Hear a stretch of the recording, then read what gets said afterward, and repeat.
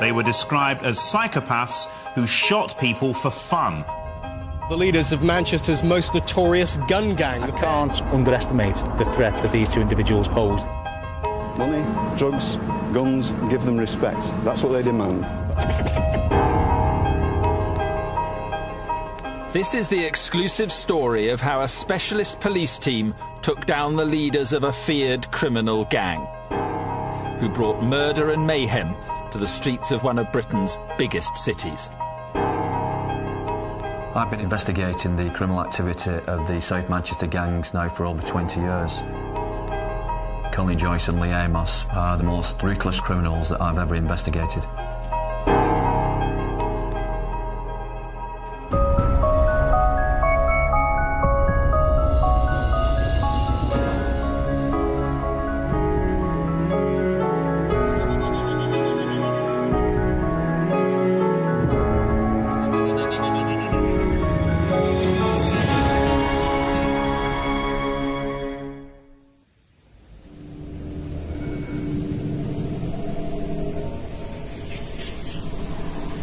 This is Manchester, a city famous for its football teams and its music scene.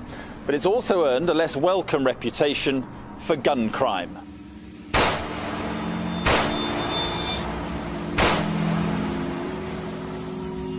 In the past few years, Manchester has been blighted by weapons and by gangs.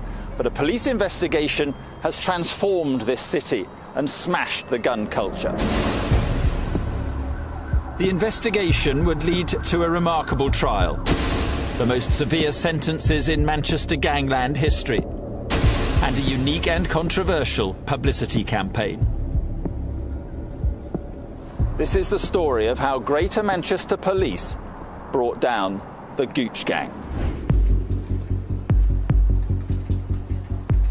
Rod Carter is part of Greater Manchester Police's Specialist Excalibur Unit, set up in 2004 to tackle Manchester's gangs, many of which operate in the inner city area of Moss Side. Excalibur was needed because too many young people were dying on the streets. Okay, we're on Westwood Street in Moss Side now. It's been a hive of gang activity over the years. Just at the junction here, a man by the name of Raymond Pitt was sat in his car when he was shot and killed.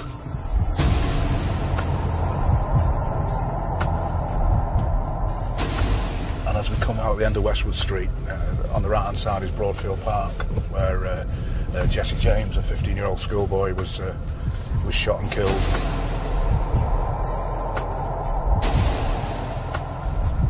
If you look to your left, you'll see Alvino's Takeaway, where Benji Stanley, another schoolboy, was shot and killed.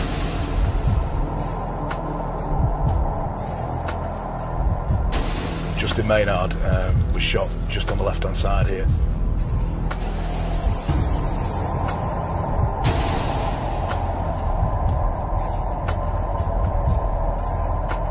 Gun crime became so commonplace in Manchester that the city was given a new name by the press. These were violent streets where hooded gang members began wearing body armour under their tracksuits. And gang battles were fought out on hospital corridors. I can remember speaking to a gang member who was 14 years of age, and he told me that he'd taken every drug that you could think of and nothing gave him a high like shooting somebody. Much of the conflict centred around the Alexandra Park estate in Moss Side. The west of the estate was the turf of the GOOCH Gang, centred around Gooch Close, which was to become one of the most notorious streets in Britain. The GOOCH Gang's bitter rivals were the Doddington from the other side of the estate. For about 18 months, both groups coexisted quite peacefully, really. But there was a shooting in March 1991, and since then there's been in excess of 24 murders. The violence presented Greater Manchester Police with the biggest challenge they'd ever faced. Detective Chief Inspector Steve Eckersley was the man assigned to bring the gangs down. The rivalry between the South Manchester gangs has been a significant problem for Manchester for over 20 years. They are involved in tit-for-tat shootings, serious woundings and homicides of mainly young black males. Top of the list of targets was the Gooch Gang.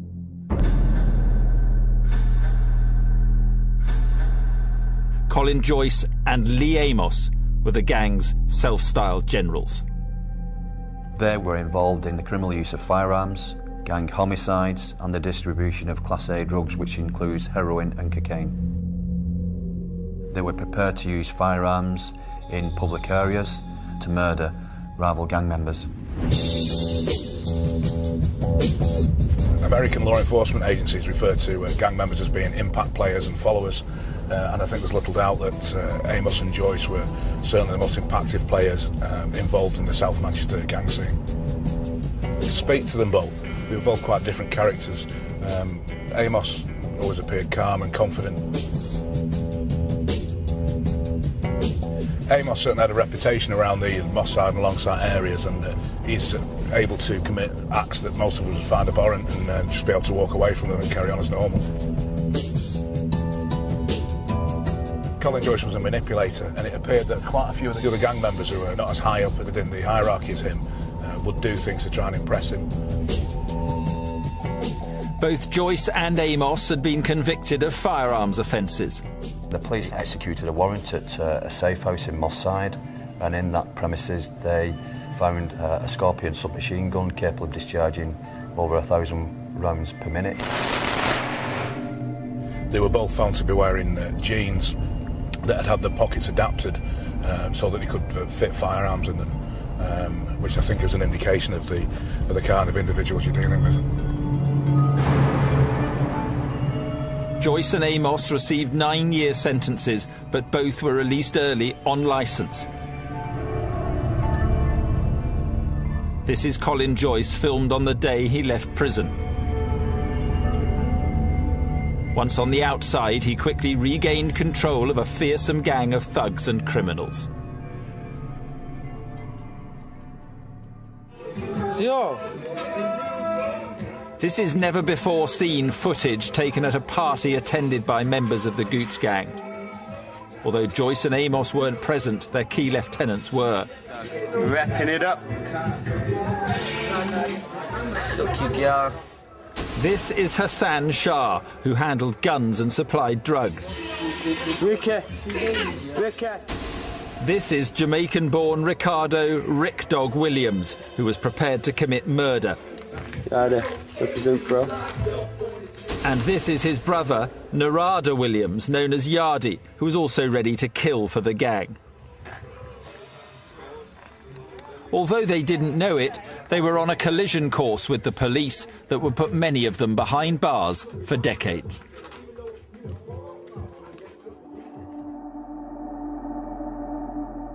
In the world of the Gooch Gang, respect was demanded, and even the perception of being close to a rival gang could have deadly consequences. Yukal Chin was loosely associated with the Longsight crew, an offshoot of the Doddington Gang. But it was enough to make him an enemy of the Gooch. Yukal would be gunned down in a merciless attack. In a hospital bed, with blood all on his clothes. That's the last thing I seen of my brother.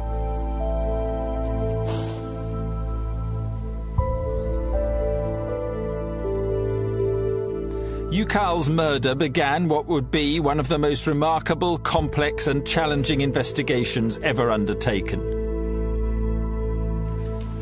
Until recently, Yukal's killers may well have gone undetected, but dramatic advances in investigative techniques would enable police to hunt them down and take them off the streets. The case would rely on high-tech surveillance, DNA profiling, ballistic expertise and complex evidence from CCTV.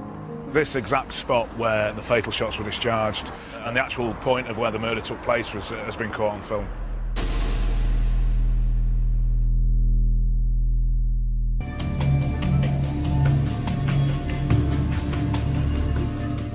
Colin Joyce and Lee Amos were the leaders of the Gooch Gang, one of the most violent gangs Manchester has ever known. They were major players in a city famous for its gun crime, and police believed they had a score to settle. In 2002, Lee Amos's brother Stephen was killed by members of the Longsight crew, a faction of the Doddington gang. And investigators believed that both Joyce and Amos had vowed to avenge Stephen's death.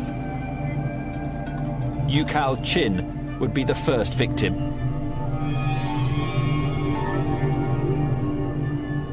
Father of 2 young children, Ukal was loosely associated with the Longsight crew, but he was trying to move away from gang activity and turn his life around. He didn't get the chance. Just before 7 p.m. on Friday, the 15th of June 2007, Ukal Chin was driving a red Renault Megane towards the city centre along Anson Road, Longsight. Seconds after he passed through the junction with Dickinson Road, a silver Audi S8 pulled up alongside the vehicle and discharged 7 shots into the red Megane.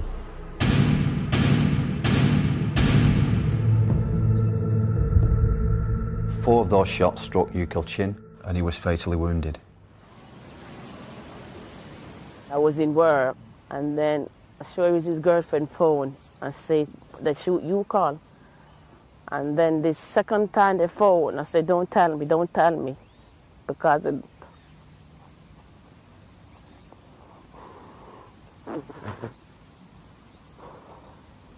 because I know the second time what they was going to say, so you could die.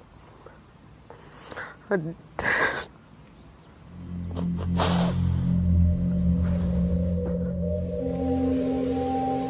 the shooting took place on a busy main road in broad daylight, and a massive police investigation began, led by Detective Chief Inspector Janet Hudson. We had no witnesses who'd seen the identity of the person who pulled the trigger or a driver. We didn't get the full registration number of the vehicle. We didn't recover the gun from this incident. So when you start to break it down to how am I going to detect this job, it's very difficult.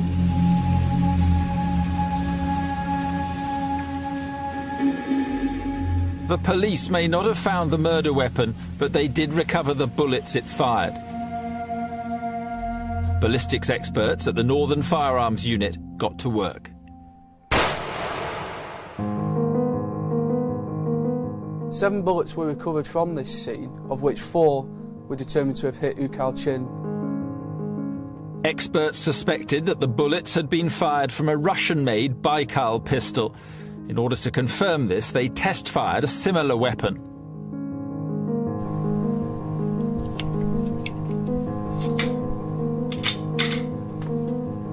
Firing! Firing! One bullet from the murder scene was examined alongside another one recovered from the test. And the rifling marks left as the projectile leaves the barrel were compared. They matched completely. This confirmed that the rifling marks were from a Baikal. The murder weapon that had been used to assassinate Ukal Chin was one that the Gooch Gang were very familiar with. In 2007, the Baikal was the weapon of choice by the Gooch Gang. It was a weapon that was readily available and they could be purchased for a couple of £100. Detectives now knew the type of gun used in the murder and the fact that this was a popular weapon with the Gooch Gang. They were also making progress in another key area. Closed-circuit television systems did not exist 40 years ago, but now they are a vital weapon in the fight against serious crime. In Manchester, hundreds of cameras were recording around the time of the shooting, and some of them revealed in dramatic detail how the murder unfolded. We subsequently established that around 30 minutes prior to the murder, Ukal had been driving through Levenshulme together with his friends. Several cameras picked up the red Renault Megane as it cruised through the city. Cameras also capture the silver Audi cruising the same areas. Police intelligence would later prove that Colin Joyce was inside the Audi. At 6:46 p.m, this bus camera picks up the Megane. As the footage continues, the silver Audi appears. Just a few other vehicles separate the two cars. We are now on a countdown to murder. The silver Audi was probably looking for an opportune moment to carry out the execution. Minutes later, a CCTV camera clearly shows the Audi directly behind the Megane. In just a few seconds, Ukal Chin would be dead. Amazingly, the point at which both vehicles were alongside each other was captured by a CCTV camera from the premises just across the road there, and the actual point of where the murder took place has been caught on film. Here you can clearly see the silver Audi draw directly parallel with the Megane, and it was now that the occupants opened fire. Ukal's car finally came to rest against the telephone exchange box behind me here, and again this was caught on CCTV from a bus that was passing. On the left of the footage, a crowd can be seen gathering around the crashed Megane. But it was too late to save Ukal Chin.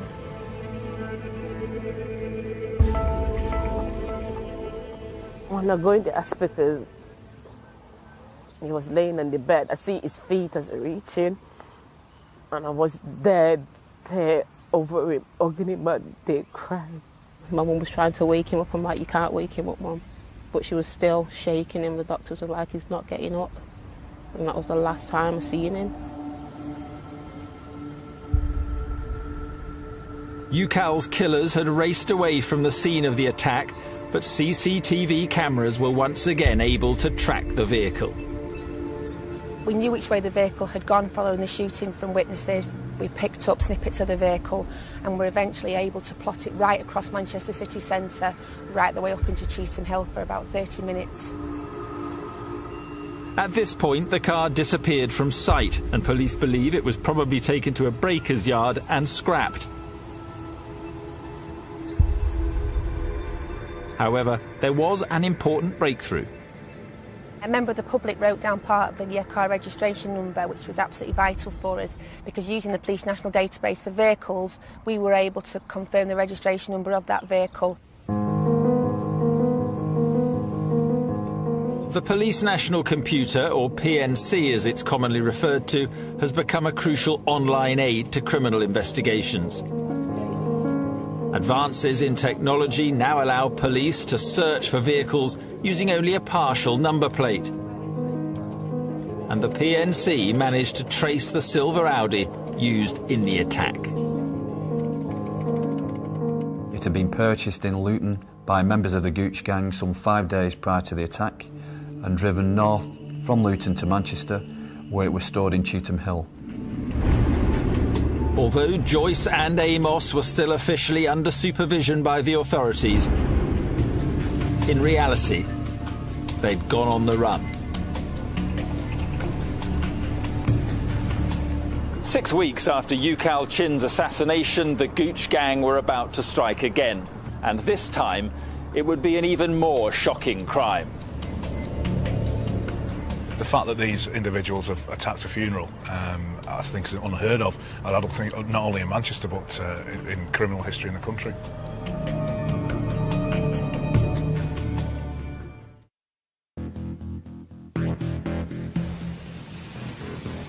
Ukal Chin was shot and killed in June 2007 as he drove his car through the streets of Manchester. 6 weeks later, his family finally got to bury him.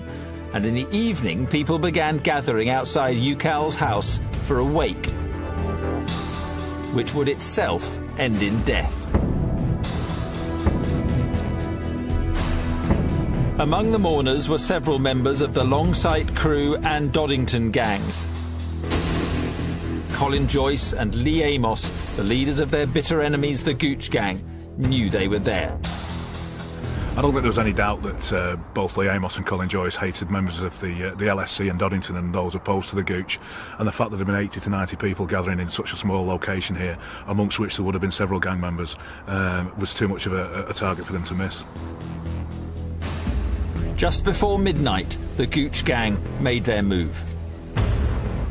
2 to 3 vehicles came on from this direction and came towards the junction here, where they stopped and shots were discharged into the group of people.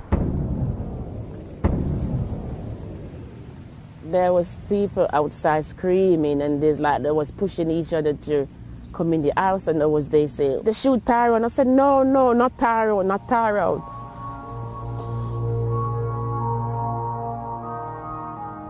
Tyrone Gilbert was 24 and about to become a father for the 4th time. Tyrone was near the front of the close and received a fatal wound to his side. He actually managed to run down to the bottom of the close before he collapsed and subsequently died from his injuries. It's just amazing, really, that there weren't more fatalities with the amount of people that there were about. It says a lot to me that they could go past a wake and shoot into an open street with women and children. They were just unbiased in who they caught with these bullets. It's just a case of, I think it comes down to they've got no self-respect, so they have no respect for the life of other people.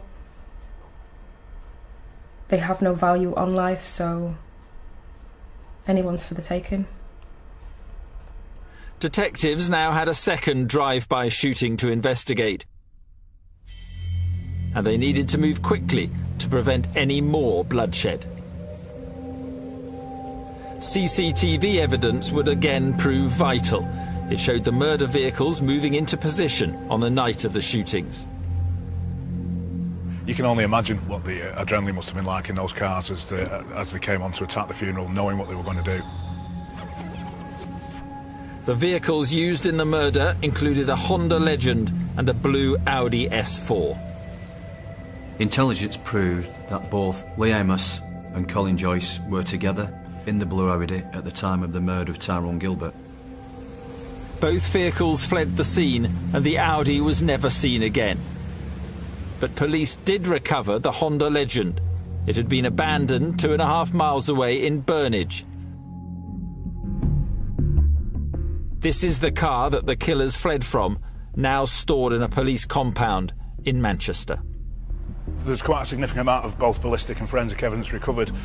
In fact, you can see in the door frame here where a bullet has passed through, where one of the assassins has been sat in the seat and discharged his weapon through the window. The vehicle itself had been disguised somewhat by having the rear windows blacked out. Some of this material has been removed now in an attempt to recover fingerprints. The rear window is still blacked out, however. Quite a lot of the evidence within the vehicle was key in securing convictions on a number of the individuals who stood trial with Joyce and Amos. Police were about to get their next major breakthrough in the investigation.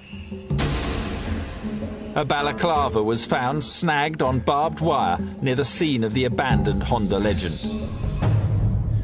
Officers now turned to forensic science in their efforts to solve the case. The Forensic Science Service assists over 120,000 police cases every year. Often it is a forensic...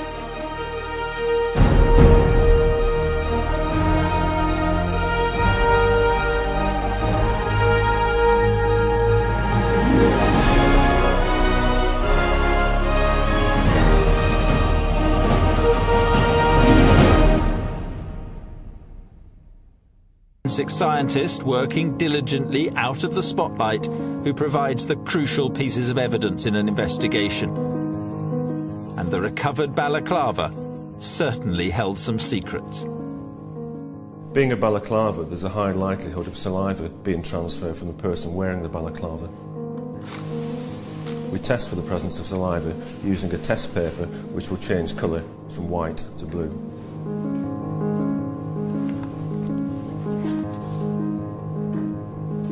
The test takes about 30 minutes to complete. After the 30 minutes had elapsed, we came back to examine, and lo and behold, there were traces of saliva around the mouthpiece. We'd then target the area where the saliva test was positive, and we'd take samples of the fabric, we'd literally cut it out, place it into small test tubes and apply water to extract the DNA that's present in the saliva. What we do is then spin that DNA down in a centrifuge to form a small pellet.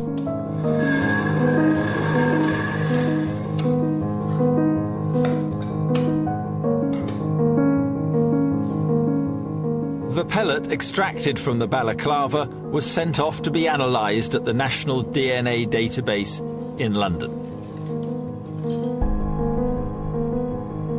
Set up in 1995, the database currently holds the records of around 5 million people. 30,000 samples are added to the database each month, taken from items recovered from crime scenes and police suspects. The DNA pellet came up with a match. Aaron Campbell was a prominent member of the GOOCH Gang, with convictions for violence and drug-related offences. Aaron Campbell was arrested and interviewed by the police. He accepted that at some point he had worn the balaclava, but not that day and not in the Honda Legend.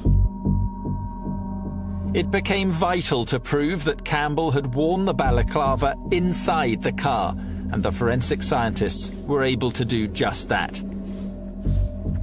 A tape lift produced fibres from the balaclava, and samples were also lifted from the car. These are the fibres from the balaclava, and these are the fibres recovered from the car seat. Minuscule identical microfibres were found on both samples, proving the balaclava had been inside the Honda Legend. To give some idea of the size of the fibres, the individual fibres are perhaps a 25th of the width of a human hair. The wearer DNA belonging to Aaron Campbell linked him to the balaclava. It also linked him to the Honda Legend, and as we know, the Honda Legend was linked to the drive-by shooting of Tyrone Gilbert. Forensics had tied the GOOCH Gang to another murder. Tyrone's death has devastated the family. Mum was a strong person, but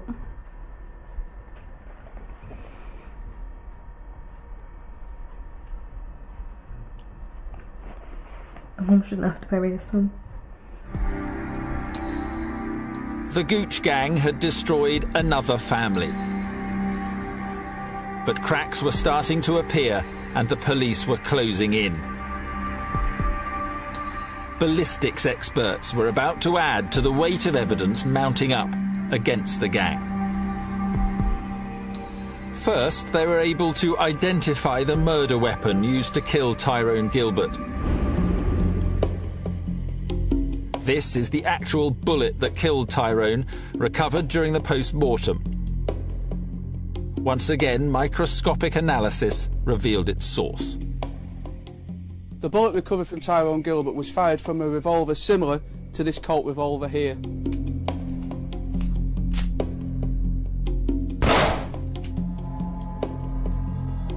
Other bullets recovered from the crime scene were proof of a second revolver being used. This is a Smith & Wesson 357 Magnum revolver of the type used in the shooting. The Smith & Wesson revolver was recovered during the execution of a search warrant by police in South Manchester some months after the murder of Tyrone Gilbert. That weapon had been used in several previous shootings involving the GOOCH Gang.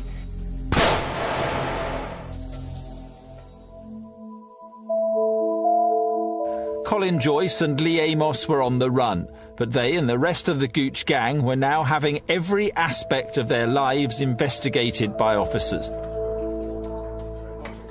And police now found evidence linking Joyce and Amos to the second murder vehicle, the blue Audi S4.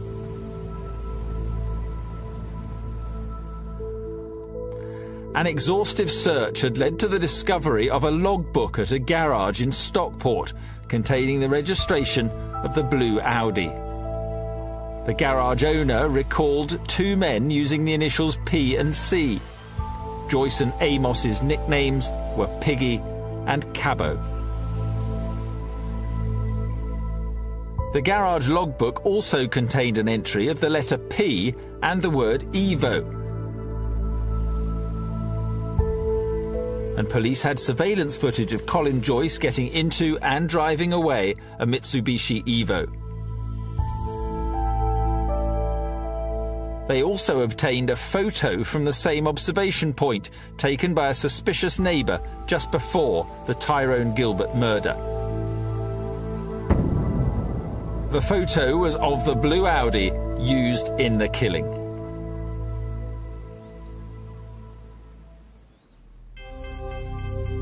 The evidence against Joyce, Amos and the rest of the Gooch gang was substantial, and one by one, they were all arrested.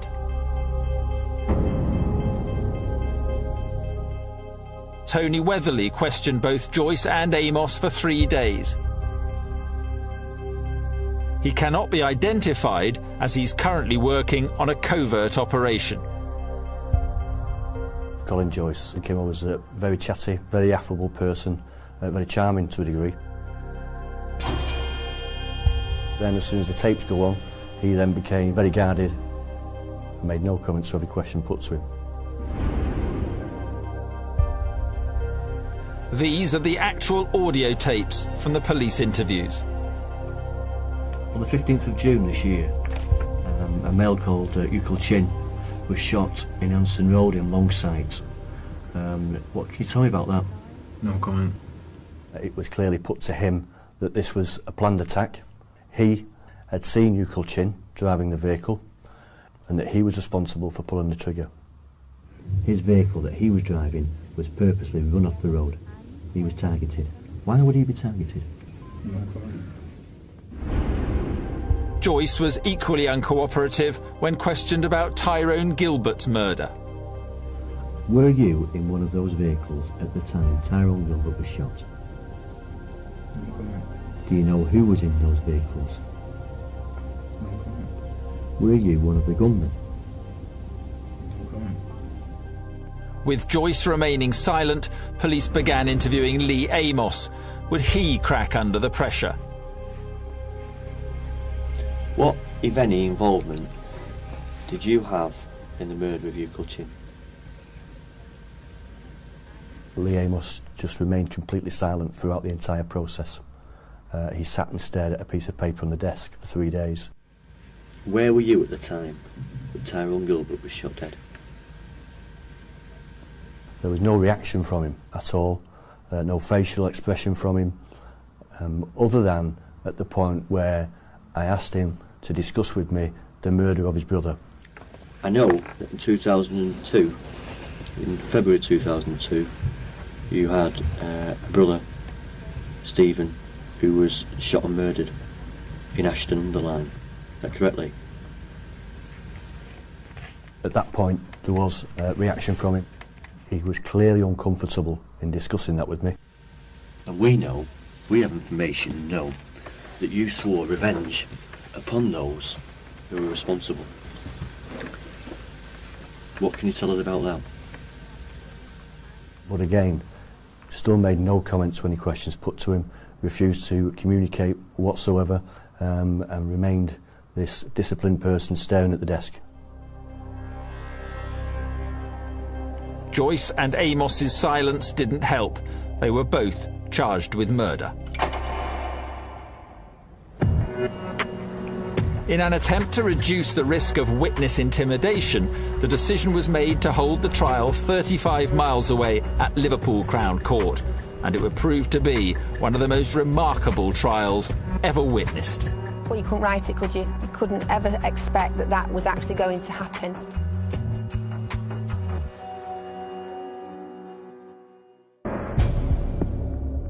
Colin Joyce, Lee Amos and 9 other members of the Gooch gang were now awaiting trial for offences ranging from firearms possession to murder. But ensuring their convictions would, in itself, be a complex challenge. That's because convictions wouldn't be possible without witnesses, and witnesses in gang trials are very hard to come by. 50,000 pages of evidence were scrutinised by a team of prosecution lawyers, but the most difficult task was persuading people to talk. Most witnesses go through a variety of emotions. You know, they start off feeling confident, then they feel a bit nervous, then they feel anxious, and it's almost like a process of worry. So we made a commitment to these witnesses that we would be with them throughout this trial and that we would be there basically 24 hours a day. Support ranged from going for a cup of tea with them, sitting with them, to full protected status where their identity has changed and they are moved away. Whatever it was that they needed to help them through that stage. This group of people had already killed 2 people, and you can't lose sight of that when you're protecting your witnesses. The most important witnesses were those who were closest to the gang.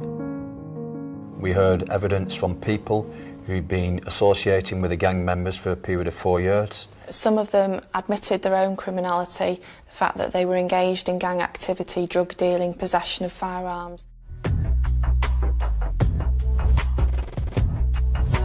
One witness told police about gang members coming to their house, packaging drugs in their kitchen and passing around handguns. Another told how they'd been asked to store the Honda Legend car in their garage in the days leading up to Tyrone Gilbert's murder, and had later been ordered to burn the vehicle's documents in an attempt to destroy evidence. I think for some of these witnesses what they did was life-changing. I think that some of the witnesses were stuck in a cycle of crime in which they were being used by the gang members and they couldn't get out of that cycle. The threat of witness intimidation was very real. One of the defendants managed to get hold of a mobile phone in his prison cell and telephoned one of the key witnesses and made a plea to him not to give evidence. Narada Williams was the man who made the call. Amazingly, the witness managed to record the conversation. Between me and you, I can't take this prison no more. I've been in here a year, bro. And if they sentence me, I'm never going to come out, bro. I can't handle it. He was obviously shaken up by it because he believed that they knew where he was by the fact that he'd received the phone call. I remember him saying that he thought at one point they might be outside. Help us out, man. Help us out. I'm begging you. I ain't got nothing no more. I got nothing. Only thing that I can think of, and I know you're going to disagree with me, is just say, yo, I tell you the truth. I've been lying. You can't get thrown in pen. They can't throw you in pen. I'm telling you that now. They can't throw you in pen.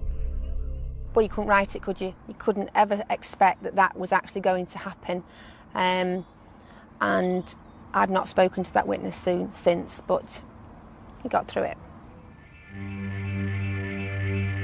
Despite the intimidation, the community had had enough.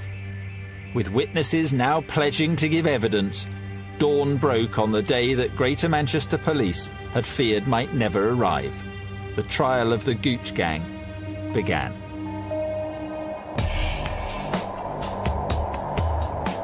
In September 2008, a heavily guarded prison van set off from Manchester across the M62 to the Crown Court in Liverpool.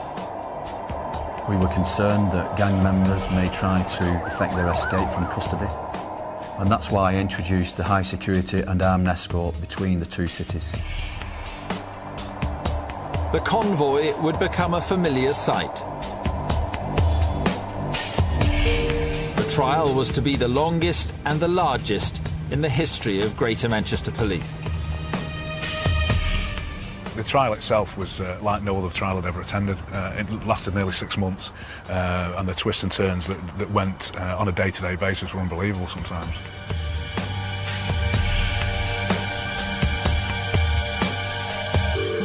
The atmosphere was electric. I recall it very well. There was over 100 people in the court itself. We had everything from anonymous witnesses to people whose voices were disguised, screens for many. We had covert routes in and out of the court, We had all kinds of things in place. The gang caused upset from the start. They shouted abuse to witnesses, shouted stuff to the prosecution. They didn't have any respect. They love to see people acting weak around them. They like to feel the power. Every day is like something inside burning up. To see they just sit there laughing. It was like a playground for them. The intimidatory tactics failed.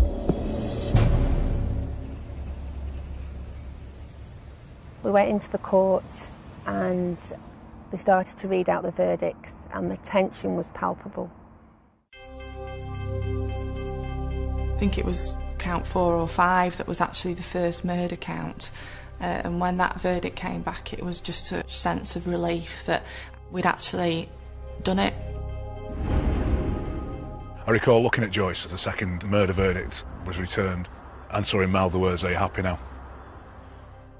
I cried, just out of relief really, because there were moments where I thought they were going to get off. Colin Joyce was convicted of both murders. Lee Amos was convicted of Tyrone Gilbert's murder, but the jury failed to reach a verdict about his alleged involvement in the killing of Ukal Chin.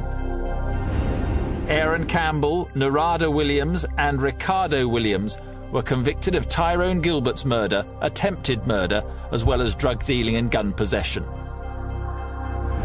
The other 6 members of the gang were convicted of various drug dealing and gun possession charges.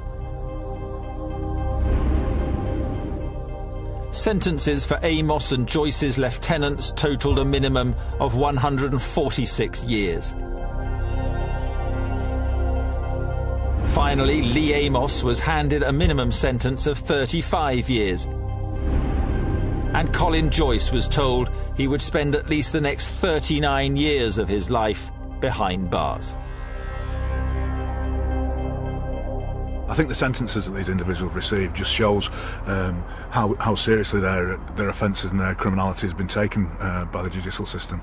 I mean, the fact that they've both got longer minimum recommendations than Peter Sutcliffe got says something. So long were the sentences that Greater Manchester Police went to extraordinary lengths to publicise them.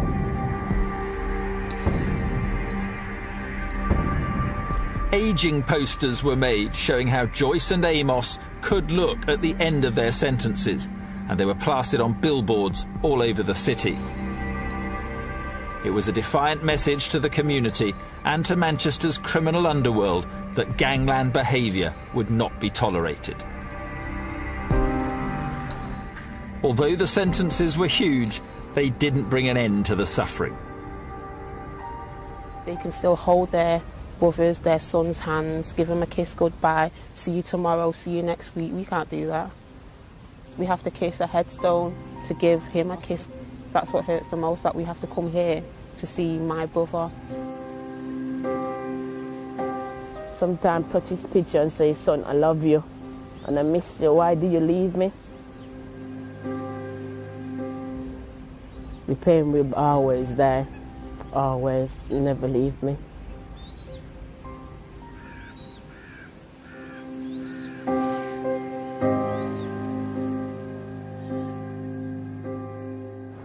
This case was solved by a combination of innovative policing and good old-fashioned detective work. It took 11 dangerous men off the streets, and it brought to an end a period of lawlessness which hopefully Manchester will never see again. Since the arrest and charge of Lee Amos, Colin Joyce and the rest of the gang, we've seen a significant reduction in the number of firearms incidents across Greater Manchester. Gun crime in the city has fallen by almost 60% in 2 years. For a 16-month period, there wasn't a single gang-related shooting. But for officers like Rod Carter, the fight goes on. We're on duty every evening of the week. and we'll be dealing with any gang-related or firearms-related incidents that may occur throughout the evening. The Excalibur anti-gang unit, working with the help of the community, continues to tackle gang activity, taking guns and drugs off the streets. It's definitely felt safer. It feels more united as a community now. The whole problem hasn't gone away. There's always younger boys that are going to want to fill their shoes. But there's definitely been a change. Despite all the negative press Manchester's received over the years, being referred to as Gunchester because of the gang violence, you can't forget that this is South Manchester, South Central LA, and individuals such as Joyce and Amos come along very, very infrequently, and I don't think the city's ever seen the likes of them before, and hopefully they won't again. In my opinion, Colin, Joyce and Lee Amos had decided that they were now invincible. What we were able to show was that the community and the police together were a far bigger gang than their gang.